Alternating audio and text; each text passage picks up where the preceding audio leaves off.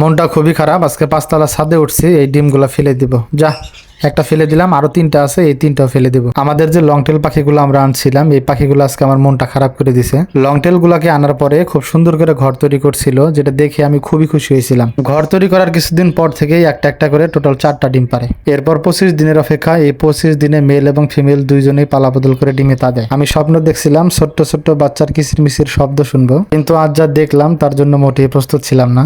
কেন আমি এই ডিমগুলো নিজের হাতে উপর থেকে ফেলে দিচ্ছি, পাখি পালনের এই নিষ্ঠুর সত্যটা আজকে শেয়ার করব। লংটেল ফিন্সগুলো আমার খুবই প্রিয়। ওরা যখন সুন্দর করে ঘর বানালো তখন থেকে আমি এক্সাইটেড ছিলাম। ওরা টোটাল 4টা ডিম দিয়েছিল। আর আপনারা জানেন লংটেল খুবই দায়িত্বশীল বাবা মা। ওরা দুজনে মিলে পালা বদল করে ডিমে তা দিচ্ছিল। আমি সবসময় চেক করতাম ওদের যেন কোনো ডিস্টার্ব না হয়। অনেকেই বলেছিল ওরা বাচ্চা ফোটালেও বাচ্চাকে খাওয়ায় না, তাই আমি মনে মনে ঠিক করে রেখেছিলাম দরকার হলে আমি নিজের হাতে হ্যান্ড ফিডিং করিয়ে ওদেরকে বড় করব। কিন্তু কপাল খারাপ, নিয়তি হয়তো অন্য কিছু ভেবে রেখেছিল। আজ ডিম পাড়ার 23 থেকে 25 দিন হয়ে গেছে। সাধারণত 18 থেকে 21 দিনের মধ্যেই ডিম থেকে বাচ্চা ফোটে। আমি ডিমগুলো চেক করে দেখলাম ভিতরে কোনোই মুভমেন্ট নেই, মানে আনফার্টাইল ডিম ছিল। হয়তো সাকসেসফুল মিটিং হয় নাই অথবা ক্যালসিয়ামের অভাব ছিল, এ কারণে ডিমগুলা থেকে বাচ্চা আসেনি। লংটেলের ডিমগুলোর সাইজ খুবই ছোট, একদম টিকটিকি ডিমের থেকে হালকা বড় হতে পারে। অনেকেই বলতে পারেন কেন ডিমগুলা ফেলে দিলাম, কারণ এই ডিমগুলা এখন রেখে আর কোনো লাভ নেই। ইদানিং অতিরিক্ত গরম পড়ছে, ডিমগুলা যদি ব্রিডিং বক্সের ভেতরে রেখে দেয় তাহলে মা পাখি ডিমে তা দিবে, ফলে অসুস্থ হয়ে যেতে পারে। পাখি পালনে হার মেনে নেওয়া যাবে না।